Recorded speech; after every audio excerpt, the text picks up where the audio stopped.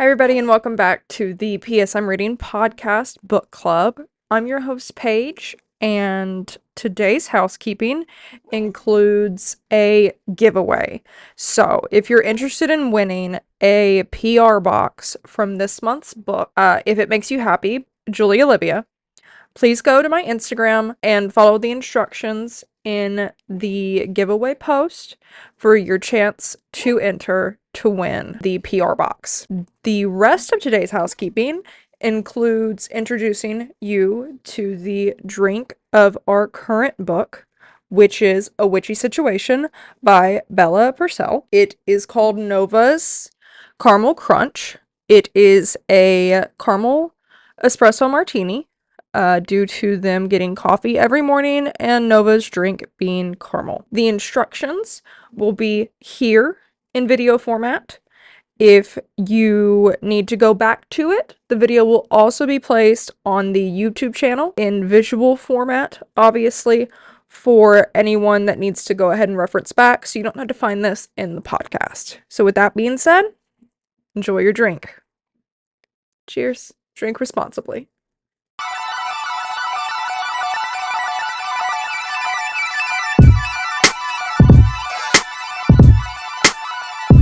Nova's Caramel Crunch. You're going to start with prepping your glass, and by doing that, you're just going to rim the glass in caramel coffee syrup, and then slowly dip it in granulated sugar, and that's going to coat the side of the glass and make it all pretty. You're just going to dump out the excess right there, and then you are done with this plate for now, but save your granulated sugar because you're going to use that in a moment. Then you're going to take your iced cocktail shaker, or your cocktail shaker full of ice, and do 3 ounces of espresso, an ounce of your milk of choice. I prefer non-dairies for cocktails. I'm using almond milk. Oat milk works too. A full ounce of caramel syrup, and 2 ounces of vodka. You're gonna put your shaker lid on there. You're gonna make sure it's secure, and then you're gonna shake it. And you're gonna shake it until it's cold on the outside.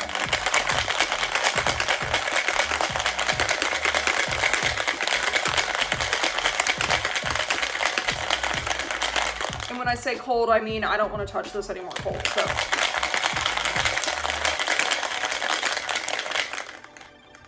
Then, after that's shaken, you're gonna uncap it, pour it in to your prepped glass,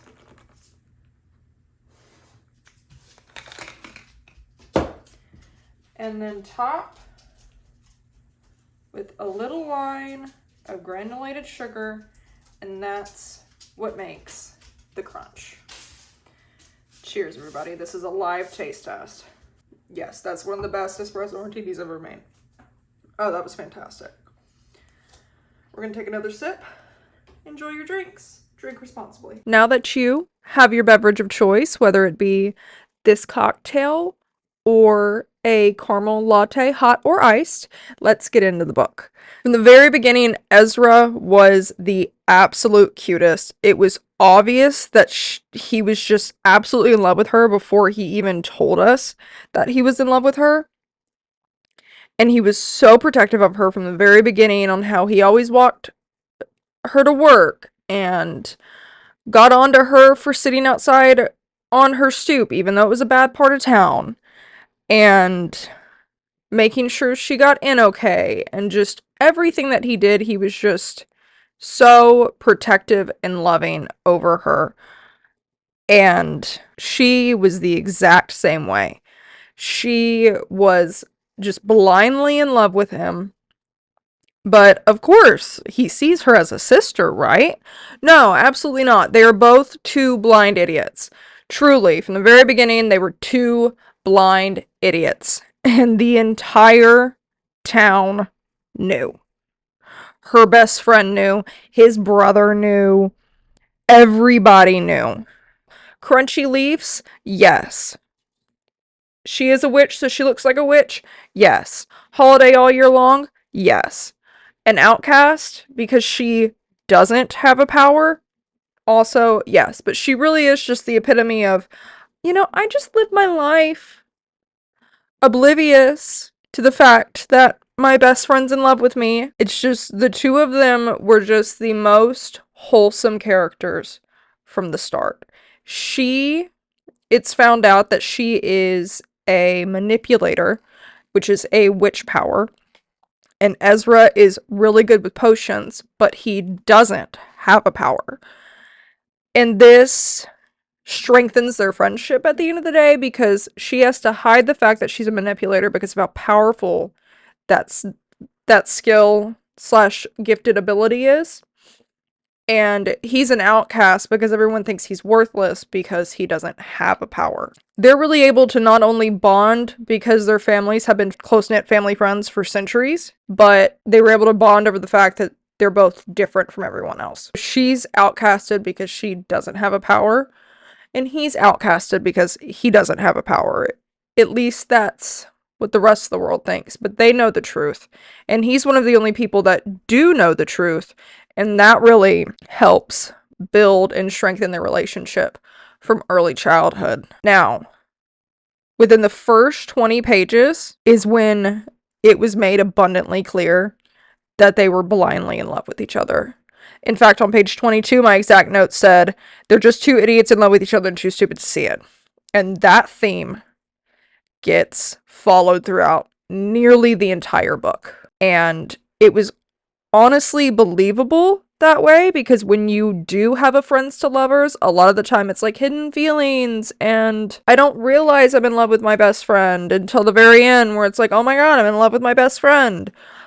But this one, it's, I am in love with my best friend and I'm gonna do everything in my power to either make sure that they never find out or I'm gonna plan the perfect moment to tell them, right?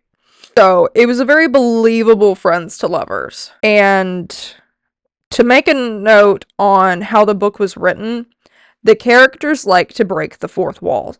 And that is one of my favorite things. That is one of my favorite things to see in a past tense novel, is the characters breaking the fourth wall. I love that they work at a witch hotline. Normally, with urban fantasy, I find that the plot, like the way the characters live their lives, isn't believable because I think too much when it comes to urban fantasy. Full fantasy, I can completely suspend belief. But urban fantasy, for some reason, I think about politics and how the world runs and this thing, that thing, and the other thing. And I find most urban fantasies to be completely unbelievable. And I'm just like, there's no way that this is how a secret witch society would work out. It just doesn't make sense to me. But with this one makes so much sense. The town is shrouded. Humans don't want to go in. If humans know, it's because they fell in love with somebody. And there's protections in place. But who cleans up the witch's messes? That's the big question for like a lot of people. Or at least for me, right? When you're reading urban fantasy like this. Who cleans up the witch's messes? Because you know that there's a witch off somewhere doing something they shouldn't. And there's just a giant mess from it, right? Who cleans up the witch's messes? Because that's how humans find out, right? The witch hotline. They send people out to go clean up the messes. And so for them to work at the witch hotline, it really is... The witch hotline is almost the expedition character. You learn a lot about the town, how it functions, the lore, all of that without info dumping needed, right? I didn't find this book to have a lot of info dumping. So it was nice to have that little, how do I make everything click into place without just word vomiting lore? But it also made it cutesy and fun and just such a light read, even though this is such a kind of serious book. But later on in my notes is when it really clicked that this book reads like an ABC Family made for TV Halloween movie. 100%. Made for TV Lifetime, made for TV ABC Family, made for TV Disney. The made for TV movie in book form is what this is. And it just brought back such feelings of nostalgia that I just couldn't get over. I was smiling practically this entire book just because of how much I loved how nostalgic it felt. So they have the job at the witch hotline. I really don't know how often in this book I called these two idiots, because during their lunch break at the witch hotline, they go have lunch. No, really, they have lunch? I would have never guessed that they ate lunch at their lunch break. They always go have lunch.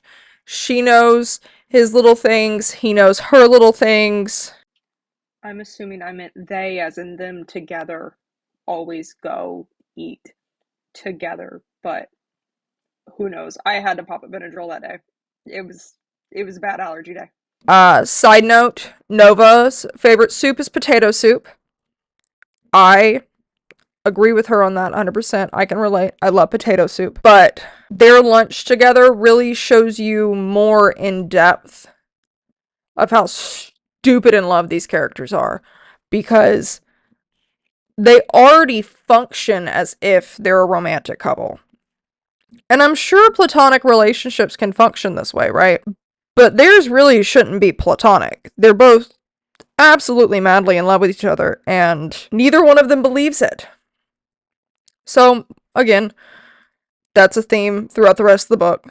It was irritating. I loved it. So while at lunch, she runs into her roommate who had this presentation in the human world, or rather the human side of the world, because they're all in the Northwest. I'm assuming the Pacific Northwest, probably near Seattle or something. Oregon. That's what this book vibe gives me. I'm probably thinking Oregon. If I had to really pin down a place to put this book, maybe Vancouver, Canada. But just for like general setting, that's where I feel like this book might like lean in at. They see the roommate at the coffee place, right?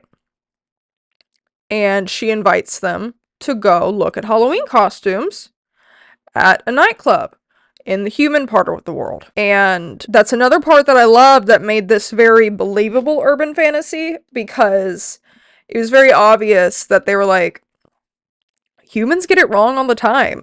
And yeah, we used to believe manatees were mermaids trying to lure sailors into the waters, right?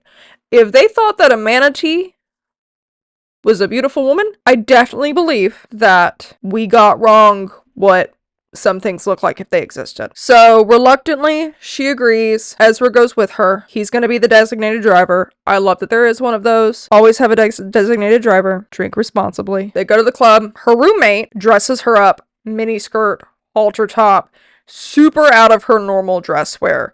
Right? She normally covers up, tailors her own clothes so they fit her exactly how she wants them to. And now she's wearing a mini skirt and a halter top, and she's like, I have a lot of skin out.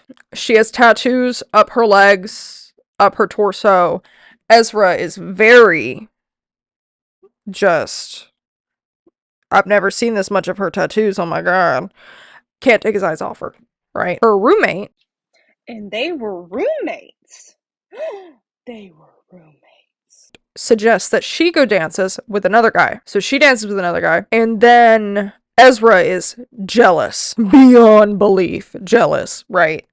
And so then he is not in a good place. And then all of a sudden, he's in a very good place because he's the one dancing with Nova. After they dance and everything, she goes, freshens up, yada yada. And then there's this guy that runs into her. He's super aggressive, like, hey, you want to come dance? Just being the creep at the club, right? And she's like, no, I'm okay. Gotta go. And he yells, I wasn't done talking to you, witch. When I got done with chapter 6, I went back to highlight this because it was like, this is foreshadowing. This is 100% foreshadowing. After that whole incident, Ezra comes up. He saves the day. She asks Ezra to stay the night. I was sure this is when things were gonna happen. 100%. Just, this is when, this is his chance. But of course, he does not take that chance. Because Ezra is a gentleman. And she is vulnerable. So, bummer for me, but also glad to see it.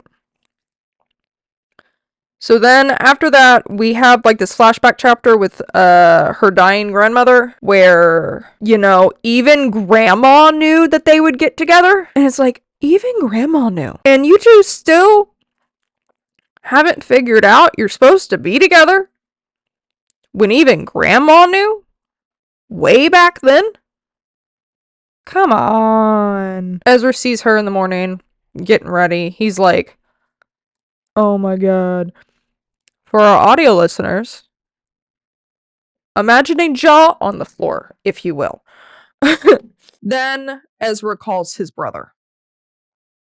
After he gets everything settled, right? He goes back to his place, whatever. Calls his brother. He's like, I'm already at your house. And he's like, on my way. And so then he goes over there, and this is when his brother confesses that he knows that Nova is a manipulator and that he's going to have to tell his family, and that his brother already knows that he knows. So stop acting like you're surprised, kind of deal. And that the Carmines, which is the evil villain family, are trying to find the manipulator. Because backstory, Noah's grandfather was tortured and killed by the Carmines because they wanted to use him for evil doings. Because he can manipulate people, obviously, from the title manipulator. Ezra's like, well, I guess I'm gonna have to go back over there, but like, I stayed there last night. This is gonna be weird. And he's like, just do it. But I gotta tell Dad. And he's like, okay, let me run everything by Nova, because their plan is to put Nova at Ezra's family's estate in the mountains. While it's not protected from the Carmines, it is like a fortified fortress. Nothing's coming in or out without them knowing about it. Keep her tomorrow because of the luncheon, and she's gonna be baking and all this stuff. It's her family's thing. After the wedding, we'll stay on the mountain. And he's like, dope. Ezra lies, says that his heater went out so he could go back to Nova's to stay the night and protect her in case the Carmines figured it out that she was the manipulator. Wow, at Nova's again. I am, again, sure that this is when they're going to confess their love for each other, right? So let's just take a moment to appreciate the steam that this book has.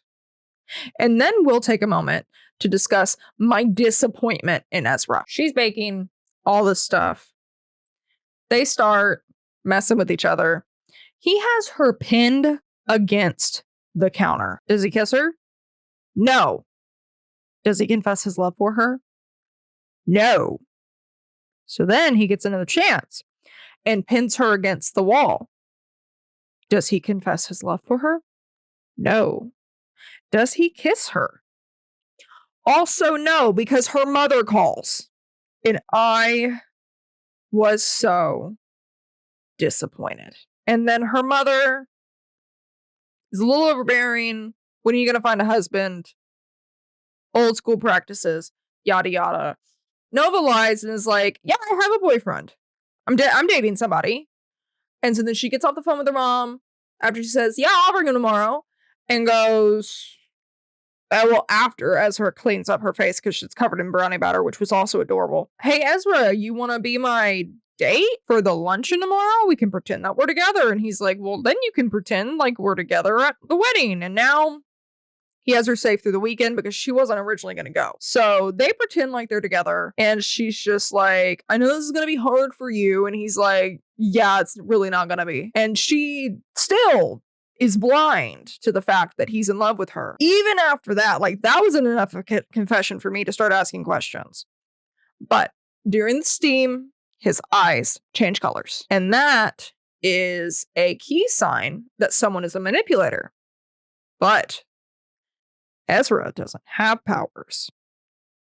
So Nova is just blinded by everything Ezra does and doesn't ask any questions. Next day, they're at the luncheon. They get all the baked goods and whatever unloaded. They go up to mom and dad. They're talking. Oh my gosh, I can't believe you two are together. It's about time. Yeah, Nova, it's about time, isn't it? Because the entire town knows. And then boom, the Carmines bust in. Very dramatic. This was like Halloween town drama. Like, you know, who's the manipulator? Give us your person. And they're like, we have no manipulator here. It was very made for TV movie, and I loved every minute of it. So during all of this, she's having a little existential crisis. And my exact note for her existential crisis was, please don't try to do what I think you're going to try to do. And that was sacrifice herself. Please don't try to sacrifice yourself. Thankfully, she didn't this time. But just like all made for TV movies with this plot line, we know exactly what she's going to do, and that's sacrifice herself. And this was the point that I was really glad that this was a novella, because it was going to get easily solved. Because if this was a full book and I had to deal with that, I would have probably gone insane. It's still, I would have finished it. It wouldn't have changed the star rating. But I wouldn't have been able to put it down. I would have finished it in a night.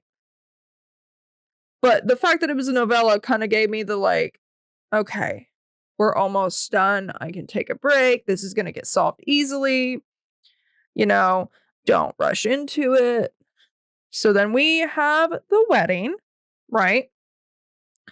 They get there.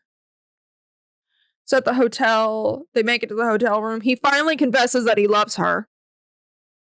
Thank God. She finally confesses that she loves him. Thank God. Bow chicka bow wow time. And then the dramatic, scary bits happen. Now, I would just like to say that I am very glad that we got to see their love confession before all of the dramatic, scary bits happened, because I think we and the characters deserve to have that moment instead of them thinking they're going to die and rushing through it. So I'm really glad that we got to see them be cute. Because then the wedding happens and we get to see them thinking about their wedding. And it's very cute. And Ezra and Nova are just so in love with each other and they know it. And I just love it. It was so cute. I needed a cute book. And this definitely fulfilled that. So now the reception and the scary bits happen. Carmine's just in again. Everything is on fire, wall of fire. No one can come in, no one can come out. Everyone's scared of them because you have fire wielders. And then dude comes in with sunglasses and he's like, yeah, give me the manipulator. And of course he's in sunglasses, which to me, I imagined these like Oakleys for some reason. Like I just imagine like completely blacked out Oakleys. And like Pauly D style sunglasses almost. I don't know why I was imagining this man as Pauly D when this is the Pacific Northwest, or at least I'm assuming it's the Pacific Northwest. But I just imagine dude had these like Pauly D sunglasses. And so that was fun for me. So the whole reason he had the sunglasses is because if you can see into the eyes of the person, then you can manipulate them. So he was protecting himself from the person that he was trying to catch. Which I don't see how any of them thought this would go well, but supervillains don't tend to think things through. So, all this fighting happens. Ezra's dad gets thrown against the wall. Ezra's looking at her like, don't do it. And she's like, I gotta do it. So then she sacrifices herself. Gets publicly tortured. She meets Ezra's eyes. They're talking. The thing, because she could talk in his brain because of the manipulator thing. Their connection breaks. And she's just being tortured to death, right?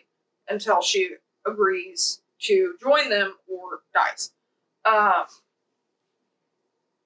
So Ezra is pushing his thoughts out of his mind, hoping that she can hear him.